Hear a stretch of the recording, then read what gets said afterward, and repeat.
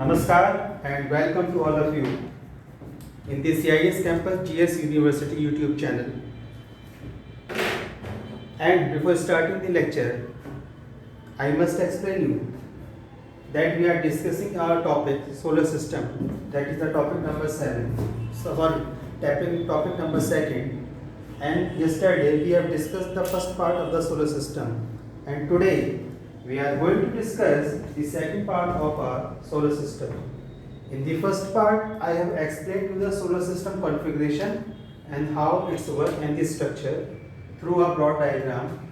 And today we are taking out to discuss some important terminologies related with the solar system.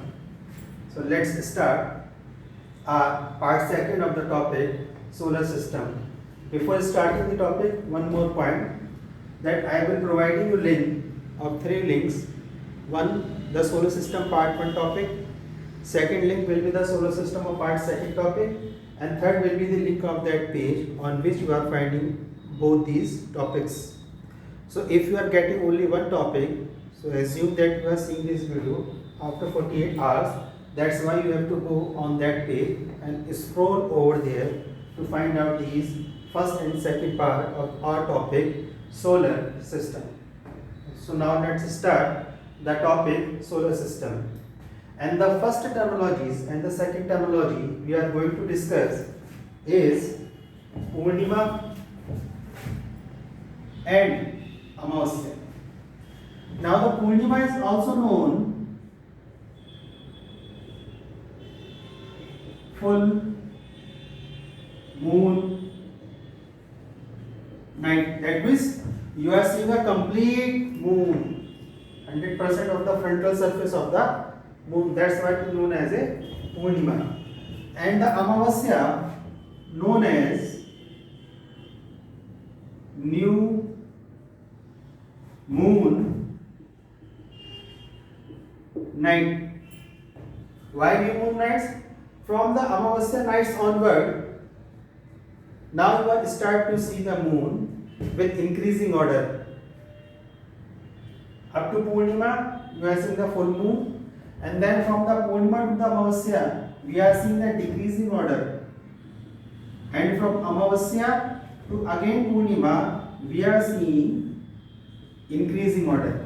So from Purnima to Amavasya, decreasing order of the moon, and from Amavasya to Purnima, that is the increasing of the moon. So first, starting this topic, we have to discuss the another point. In the Hindu calendar, the year is divided on the movement of sun, Surya ki gati par, and year is divided into the 2 parts, Uttarayan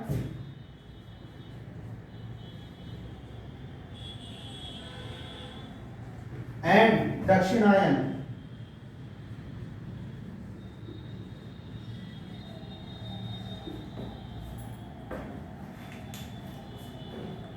Starting from 21st of March up to 23rd of September, the sun resides in the northern hemisphere. That's why this time period is known as Uttarayan. And from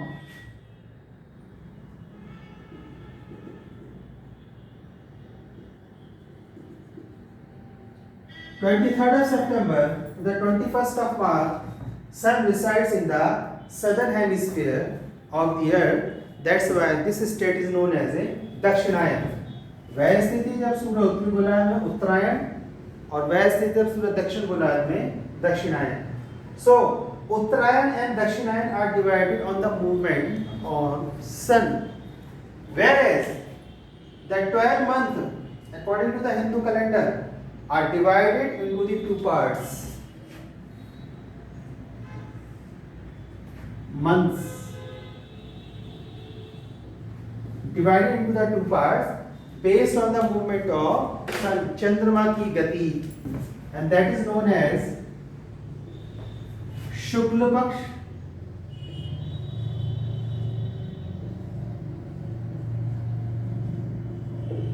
and Krishna Paksh, sorry.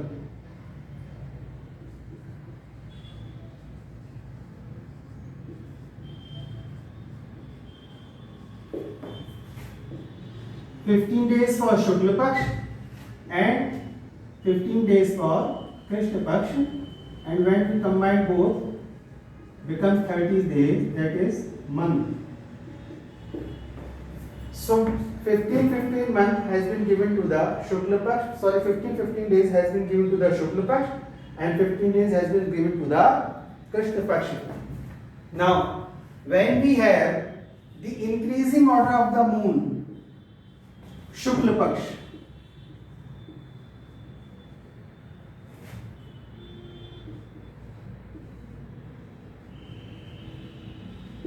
and we have when the decreasing order of the moon, that is known as Krishna Paksh. The 15th day of the increasing of the moon is known as Purnima, whereas the 15th day of the decreasing of the moon is known as a Amavasya, which means no moon in the sky. And how it is happening? So look over here. The first stage is of Purnima and the second stage is of Amavasya. In the state of Purnima, the moon is over here. Moon, that is Earth and Sun. So the moon is getting the direct light of the sun and we are seeing the illuminated portion of moon. This one. That's why we are seeing the 100% of illuminated portion of the moon and known as Purnima. In the state of Amavasya, the moon is here and only this portion is illuminated from the sun rays. And we are seeing the dark side of the moon, that is the invisible side of the moon, and in the night we are unable to see this invisible side of the moon. That's why we know it as a Amavasya.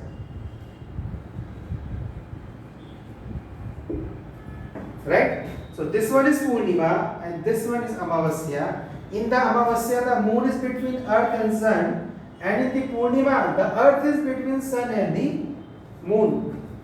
These are the exact condition when we have the solar eclipse and the lunar eclipse. In the state of Amavasya, we have the solar eclipse, and in the state of Purnima, we have the lunar eclipse. Though it is not happening year month to month basis, this is because of the orbit of the moon is somehow declined. The orbit of the moon is somehow inclined. And this inclination angle is 5.4 degree. That's why not on every month we are getting the lunar eclipse and the solar eclipse. This I will explain when we are discussing the movement of the earth or the motion of the earth. So we are clear with these two terminologies, that how the Purnima is happening and how the Amavasya is happening. Now the next terminology, important terminology, is celestial body.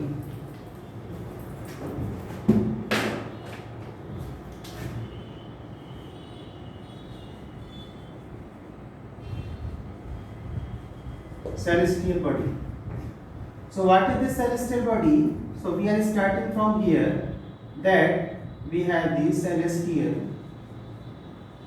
matter in space. And what are those celestial matter in the space? Those are dust particles. Then we have gases. And then we have metals. Right? So based on this celestial matters in the space, we divide the celestial metal in two categories. One is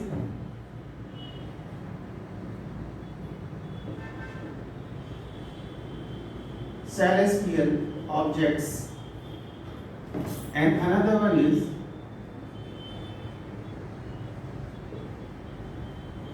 celestial body. So what is the difference? Everything is starting with the celestial object. With some chemical composition and increasing order of the gravitational force, the celestial object transformed into the celestial body. What is? Celestial objects are scattered, invisible, and not having definite mass. 3 points: scattered in the space here and here, not invisible, generally these are invisible, and not having the definite mass. Where is the celestial body? Organized,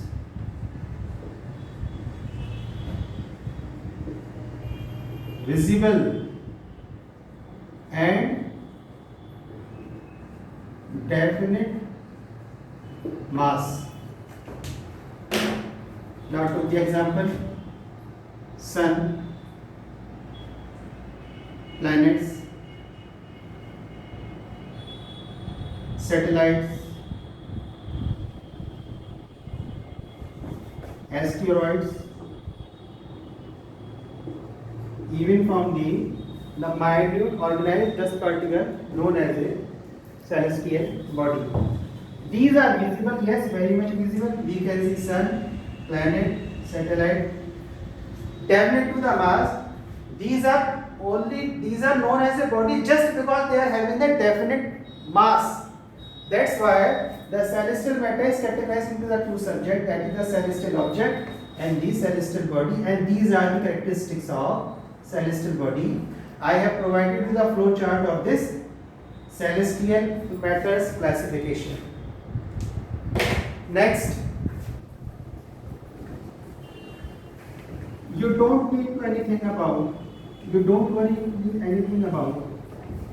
because I have provided you the written, colored, well-mannered notes, and the link is provided in your description box.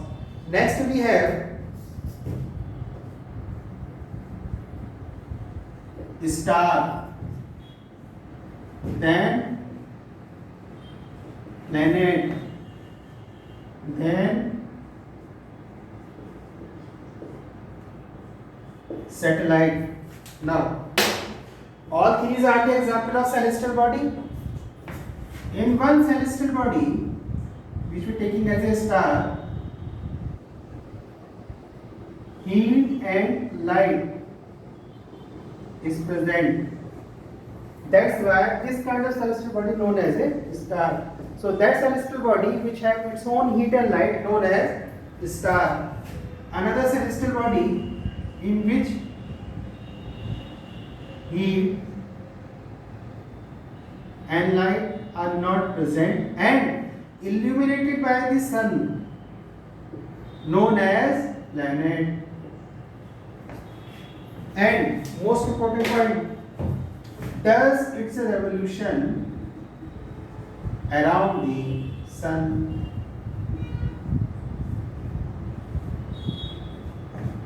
Next, example of satellite. So that celestial body which also do not have its heat and light and does its revolution around a planet known as satellite. Example, moon. Now look at that celestial body which have its own heat and light known as sun. The sun, known as star, and our sun is a star. That celestial body which do not have its own heat and light and illuminated by the light of the sun and does its revolution around the sun known as a planet. And that satellite body which also do not have its heat and light and illuminated also by this light of sun, illuminated also by the light of sun and does its revolution around a planet known as a satellite. Now, next terminology.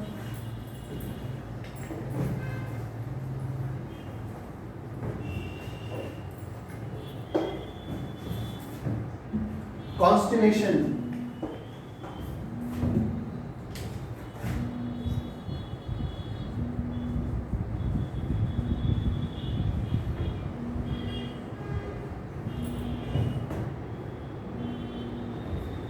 Constellation.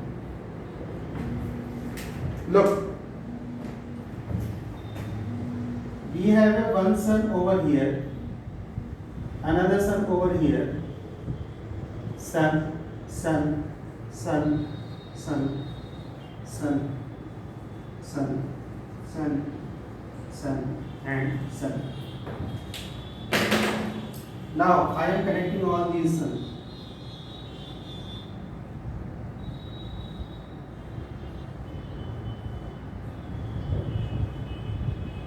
Right?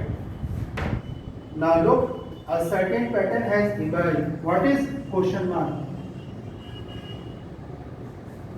So the group of the sun with a definite position forming a certain pattern is known as a constellation. The group of the sun with a definite position forming a certain pattern is known as the constellations.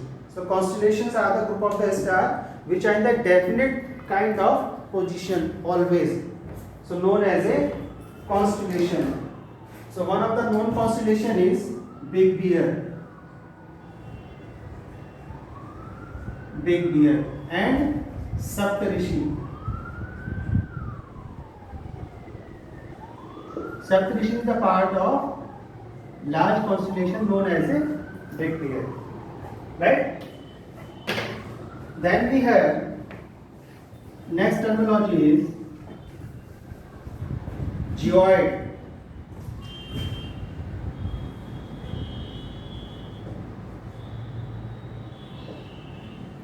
Geoid. What is this? Now look, this is our Earth, and for your convenience, I am drawing the line equator. Right? From the center of the Earth, an imaginary line has been drawn.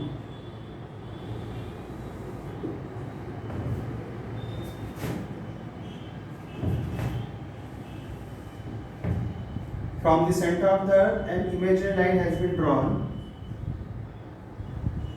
That is axis. And what is this axis? Connecting the North Pole to the South Pole. So that imaginary line which is connecting the North Pole to the South Pole is known as axis. Now, Earth has two kind of motion. Earth has two kind of motion. One is revolution. In the revolution, the Earth is rotating around the Sun in a definite path and in a definite time frame. We will elaborate in this topic the motion of the Earth. That will be the series number 5 topic, motion of the Earth. And another motion Earth is doing is rotation.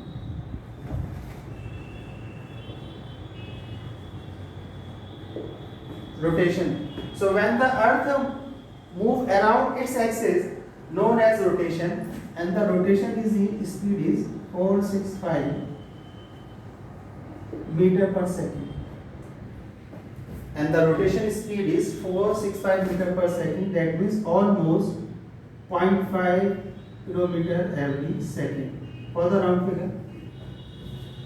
Now with this so large mass, when the Earth is rotating with this speed, that means almost half kilometer per second, the mass gets displacement under the rotational force, and due to this displacement, Earth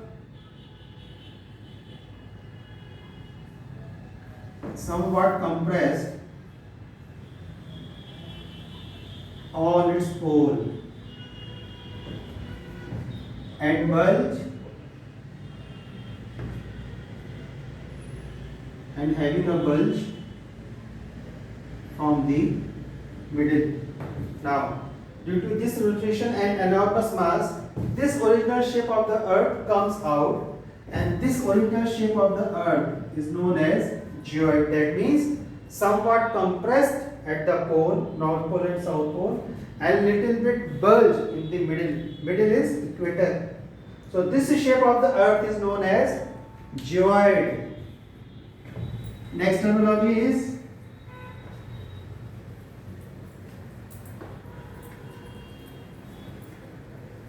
orbit. What is this orbit?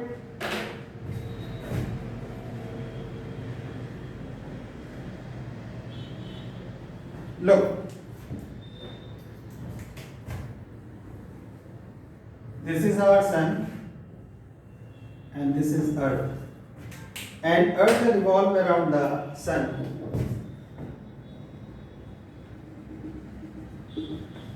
With a definite time, by following a definite route. What is the definite time? 365 days, 5 hours, 48 minutes, 46 seconds. 365 days, and this one is almost 6 hours. So we consider our year is of 365 days, and with every fourth year we combine this 6 hours. That means 6 plus 6 plus 6 plus 6, 24 hours. That means 1 day, and when we add this 1 day to the 365, the year become 366 days, and this one is known as leap year. Leap year. So when the earth move around the sun in a definite path and with a certain time limit known as orbit of the sun, and inclination of the earth orbit is 0 degree, whereas the inclination of the moon orbit is 5.4 degree. Just because of this inclination, we do not getting every month the solar eclipse and the lunar eclipse. I will explain in the next lecture. So the orbit is this, inclination of the earth orbit is 0 degree. Now the length of the earth orbit is 92 crore kilometer, and the direction is from west to east. The direction of the revolution is from west to east. The total path in the kilometer is 92 crore kilometer, and the days are the 365 in general year, and in the definite path, in the definite time frame. This is known as orbit of the earth. In this orbit, the earth revolutes around the sun, and that motion is known as a revolution. And the last one terminology we are going to discuss in this lecture is galaxy.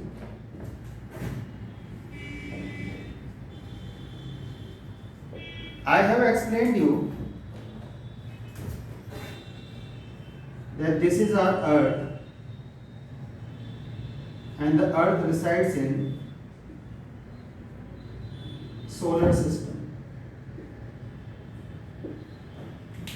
Now where is the solar system? In galaxy.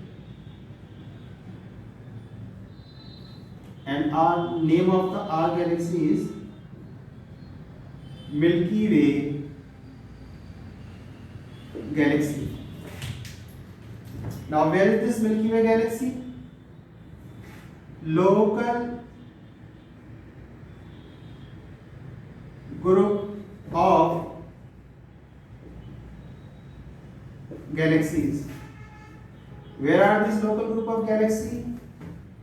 Virgo, supercluster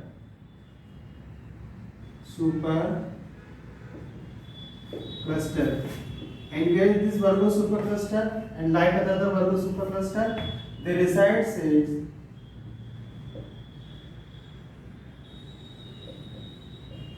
Lanikia supercluster. And all this is the part of visible section of the universe.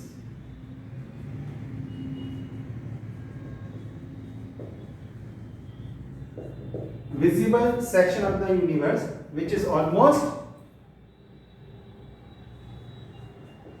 30%. I have provided you in explanatory form in my previous lecture. The 5% is direct and the 25% is indirect. If you didn't see that lecture, please go to my universe lecture. And the 70% is invisible section. So what is in the universe? In the universe we have the dust, we have the gas particles, and we have the matters. So along with the dust, gas particles and matters, and with the sun, dust particles plus gases plus metals plus star.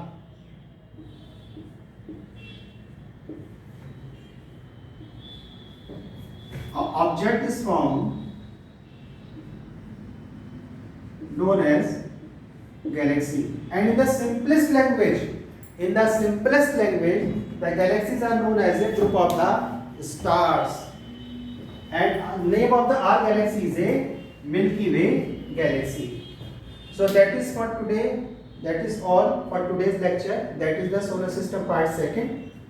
I have provided yesterday the solar system part 1 lecture, and previous to that the universe. And in the next lecture we are going to discuss the cycle of star life. So connect with the YouTube channel. If you are thinking the channel is important for you and you are getting the knowledge, so go there and subscribe the channel and like the video. Jai Hind, Vande Mataram.